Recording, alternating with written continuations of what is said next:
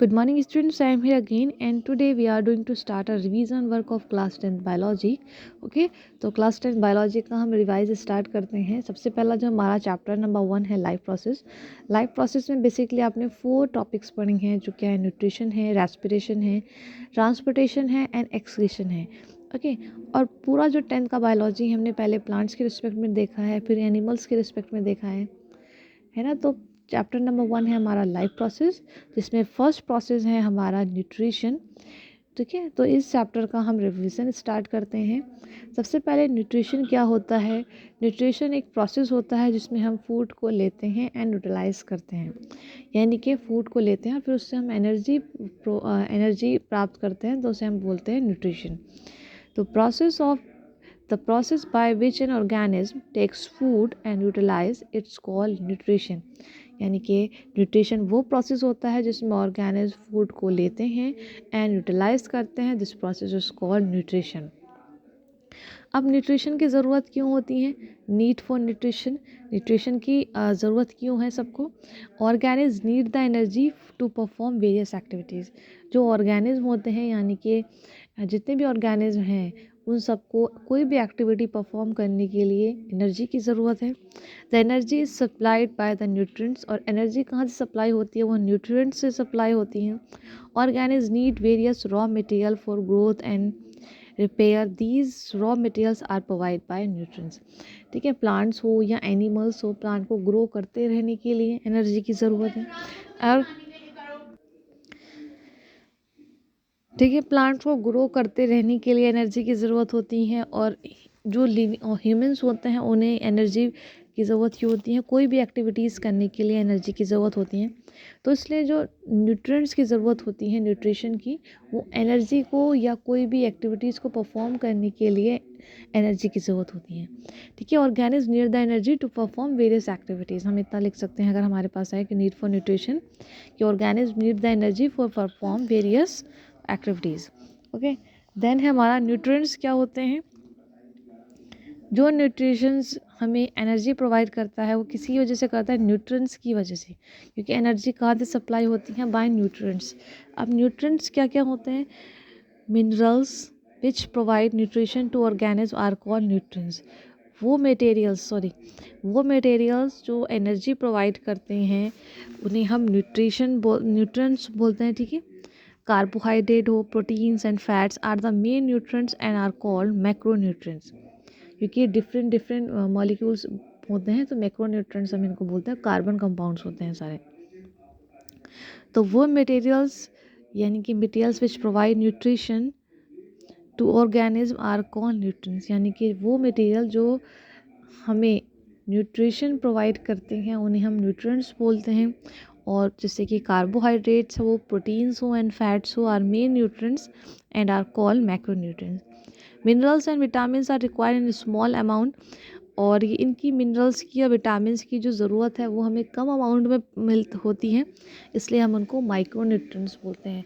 अगर macro and micronutrients के बारे में लिखने को आए कि what is a micronutrients and macronutrients, तो माइक्रोन्यूट्रिएंट्स वो होते हैं जिनकी हमें नीड्स कम स्मॉल अमाउंट में होती हैं. जैसे कि है एग्जाम्पल हमारा minerals and vitamins. Minerals and vitamins are required in a small amount, that is called micronutrients. और जिन मटेरियल्स की ज़रूरत हमें ज़्यादा अमाउंट में होती है जैसे कि कार्बोहाइड्रेट्स हो, प्रोटीन्स हो एंड फैट्स हो, इनको हम बोलते हैं मैक्रोन्यूट्रिएंट्स. ठीक है, ये कार्बन कंपाउंड्स भी नहीं होते, कार्बन कंपाउंड्स होते हैं. मैक्रोन्यूट्रिएंट्स जो होते हैं क्योंकि कार्बोहाइड्रेट ये सब फैट्स ये सब कैसे होते हैं, कार्बन कंपाउंड होते हैं. अब जो न्यूट्रिएंट्स है वो 2 तरीके के होते हैं. मोड ऑफ न्यूट्रिशन, एक तो ऑटोट्रॉपिक्स होते हैं हम जानते हैं, और एक हाइड्रोट्रॉपिक्स होते हैं. ऑटोट्रॉपिक्स क्या होते हैं, they depend on them self. जो खुद पर डिपेंड होते हैं वो ऑटोट्रॉप्स होते हैं. They depend on other self, वो होते हैं हाइड्रोट्रॉप्स.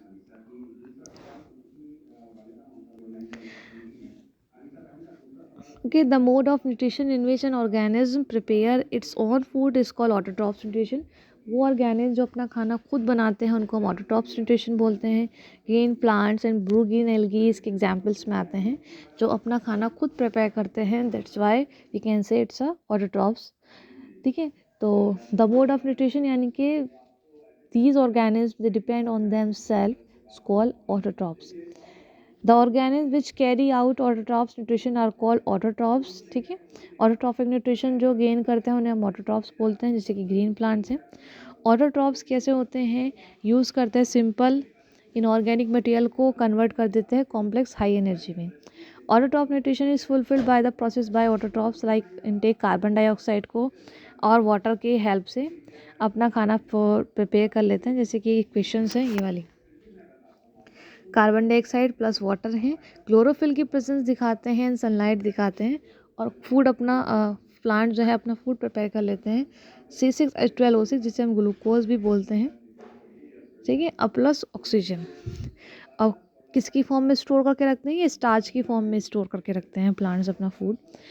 तो mode of nutrition two types के होते हैं, autotrophic nutrition and heterotrophic. Autotrophic nutritions वो होते हैं the mode of nutrition in which organism prepare its own food, it is called autotrophic nutrition. Example में ब्लू ग्रीन एल्गी हैं and plants हैं, ठीक है। मोड इसमें कितने क्या होते हैं? ऑटोट्रॉपिक न्यूट्रिशन अपनी फुलफिल करते हैं by process of carbon dioxide को लेते हैं और हाइड्रोजन को कार्बन डाइऑक्साइड और वाटर को के साथ रिएक्शन करके क्लोरोफिल की प्रेजेंस दिखानी है और सनलाइट की प्रेजेंस दिखानी है और फोटोसिंथेसिस का प्रोसेस करना है। तो फोटोसिंथेसिस के बारे में है कि व्हाट इज़ अ फोटोसिंथेसिस। तो फोटोसिंथेसिस क्या होता है?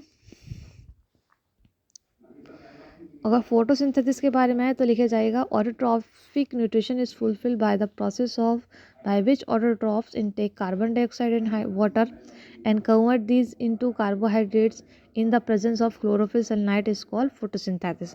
और ये रिएक्शन हमें दिखानी होती है फोटोसिंथेसिस के लिए। ये कार्बन डाइऑक्साइड वाटर के साथ रिएक्शन करके ग्लूकोज बनाता है प्लस ऑक्सीजन को रिमूव कर देता है और प्रेजेंस दिखानी है हमें सनलाइट की एंड क्लोरोफिल की, ठीक है। अब न्यूट्रिशन इन प्लांट्स क्या क्या होते हैं? Green plants prepare their on food, they make food in the presence of sunlight. हम जानते हैं ग्रीन प्लांट जो है अपना खाना खुद बनाते हैं और किसकी हेल्प से? सनलाइट की हेल्प से। सनलाइट क्या करता है? एनर्जी प्रोवाइड करता है। Carbon dioxide and water in the raw material है, chloroplast the site of water food is made. तो और क्लोरोप्लास्ट की हमें क्या यानी कि क्लोरोफिल की प्रेजेंस दिखानी होती है और सनलाइट की, और इस वजह से कार्बन डाइऑक्साइड वाटर के साथ रिएक्शन करके अपना फूड प्रिपेयर करते हैं जिसका नाम होता है glucose. Okay, next important most and important question होता है फोटोसिंथेसिस। मैंने अभी भी आपको बोला था what is a photosynthesis in biology class 10th। The process by which green plants prepare food is called photosynthesis. यानी कि वो प्रोसेस जिसमें ग्रीन प्लांट अपना खाना खुद बनाते हैं उसे हम फोटोसिंथेसिस बोलते हैं। During this process the solar energy is convert into chemical energy. Green leaves are the main site of photosynthesis. Green plants portion of the plant contain a pigment। Green part जो होता है वो कौन कौन से pigments contain करता है? Chloroplast को यानी कि क्लोरोफिल को, ग्रीन पिगमेंट को। The whole process of photosynthesis can be show.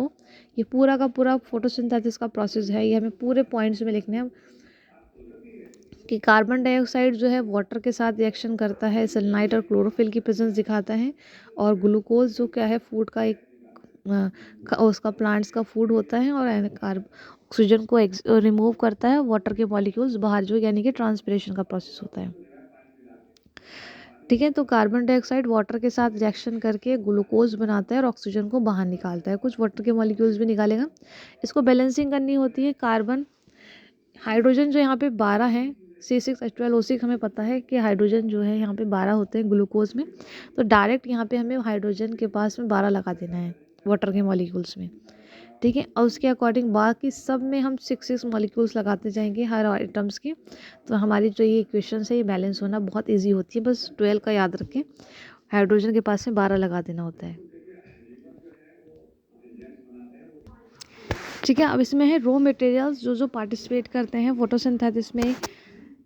कौन कौन से रॉ मटेरियल्स होते हैं? सनलाइट होती है, क्लोरोफिल होता है, कार्बन डाइऑक्साइड है, वाटर है, ठीक है। ये रॉ मटेरियल्स है जो पार्टिसिपेट करते हैं फोटोसिंथेसिस में। तो फोटोसिंथेसिस का प्रोसेस मोस्ट एंड इम्पॉर्टेंट होता है जो लिखने के लिए भी आता है। ये वो प्रोसेस जिसमें प्लांट अपना फूड प्रिपेयर करते हैं, दैट इज कॉल्ड फोटोसिंथेसिस। और फोटोसिंथेसिस में क्या होता है, और देखिए कि सोलर एनर्जी किस में कन्वर्ट हो जाती है? केमिकल एनर्जी में।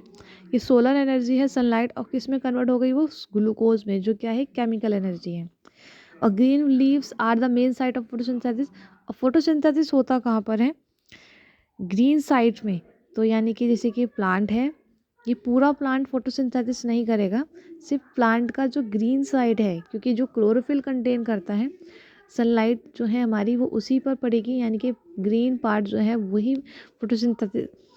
फोटोसिंथेसिस की साइट होती है और फूड प्रिपेयर हो जाता है यहाँ पे। और फूड यहाँ से जाता है, ट्रांसपोर्ट होता है green part to non green part. उसमें कुछ वेसल्स लगे होते हैं, वो हम आगे पढ़ेंगे। फ्लोएम वेसल्स होते हैं, जाइलम वेसल्स होते हैं। जाइलम वेसल्स क्या करते हैं, वो वाटर एंड मिनरल्स को ट्रांसपोर्ट करते हैं, ठीक है, from the roots to the upper part. और फ्लोएम वेसल्स जो होते हैं वो फूड को ट्रांसपोर्ट करते हैं from green part to non green part.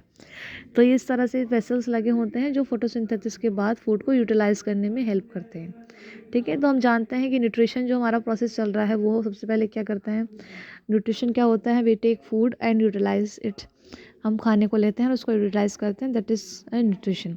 तो पहले प्लांट्स के रिस्पेक्ट में देखने वाले हैं और फिर उसके बाद एनिमल्स के रिस्पेक्ट में देखने वाले हैं। तो रॉ मटेरियल्स कौन कौन से होते हैं इसमें, सनलाइट है जो रॉ मटेरियल है, क्लोरोफिल होता है, कार्बन डाइऑक्साइड होती है, वाटर होता है। ये रॉ मटेरियल्स है जो पार्टिसिपेट करते हैं इन फोटोसिंथेसिस के प्रोसेस में। ओके ओके, तो आज का हमारा जो रिवीजन वक्त था वो न्यूट्रिशन के बारे में था कि न्यूट्रिशन क्या होता है, वो प्रोसेस जिसमें फूड अपना प्लांट वो जो ऑर्गेनिज्म है वो फूड लेते हैं और उसको यूटिलाइज कर देते हैं। नीड क्यों होती हैं, for perform various activities. Nutrients क्या क्या होते हैं, कुछ माइक्रो और कुछ मैक्रो होते हैं। माइक्रो वो होते हैं